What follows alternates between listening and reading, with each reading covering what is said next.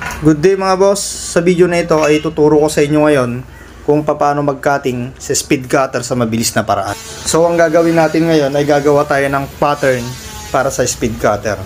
So kukuha ka lang ng tubular na ganito at i-welding mo lang. Ayan, uwitan muna natin ng ganyan ng eskwala, dapat pantay siya. Saka mo i-welding ng ganyan. Ayan, welding mong ganyan sa likod. Sa harapan niya, huwag mong masyadong weldingan. Ayan, ganyan. Tubular lang yung gamit dito mga boss para pantay yung pattern na gagawin natin.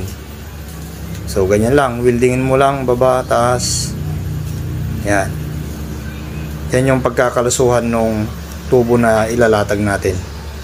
So gagawa pa rin tayo. Kailangan maging pantay yung gagawin natin na pattern dun sa mismong speed cutter para hindi baluktot yung tabas na gagawin natin dito sa tubo pag kinating natin. So ganyan lang mga boss ang gagawin nyo. Napakasimple lang na ito. Mabilis tong paraan para mag-cutting ng mga tubo, lalo pagka pakyawan yung trabaho natin. So kadalasan ng ibang mga welder ay hindi pa alam yung tip nito. So itututok mo lang yung yung speed cutter dun sa marking kung gaano kahaba yung kailangan mo. So kapin mo lang ganyan, baba mo lang ganyan. So pag nakuha mo na yung sukat, yan ganyan, cutting lang ng cutting. Tapos yung isa, nakatingin ulit. Sasalaksak mo lang yan hanggang dun sa may dulo, sa may tubular.